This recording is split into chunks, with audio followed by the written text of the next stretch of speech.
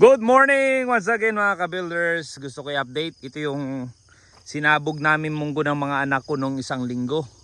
Mag 2 weeks na pala. Ito yun oh. Nag-video ako last time. Tinuraan ko sila paano magsabog ng munggo beans.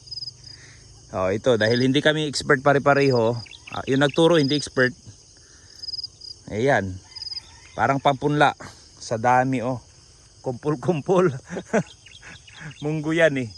Ito yung munggo. Ayan ang sabog namin. Sabog namin. Mayroon, siyempre maraming portion na wala. Dahil yung nagsabog nito ay 12 years old. Mayroong 7 years old. Mayroong 15. Tapos 17. Tama bang age allocation ko sa mga anak ko?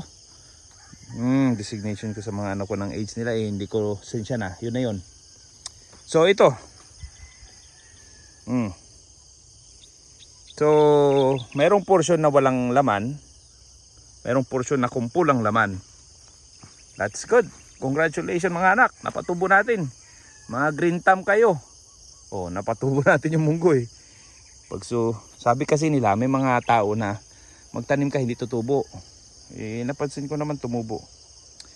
Okay, congratulations.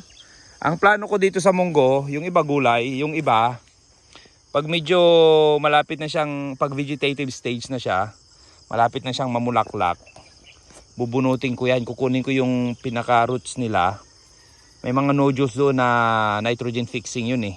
Gagawin ko siyang i-study ko siya para sa fermentation ko kung ilang percent. Kasi magiging isa siya sa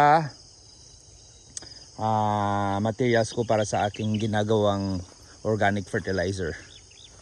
Okay, that's all. Ito na siya oh. Mapapansin nyo, napakarami. At meron ako ulit dalang 1 kilong munggo dyan. Papapuno ko ito mamaya. Ito dito naman, ready for planting naman ito ng mais. Okay. Bye-bye.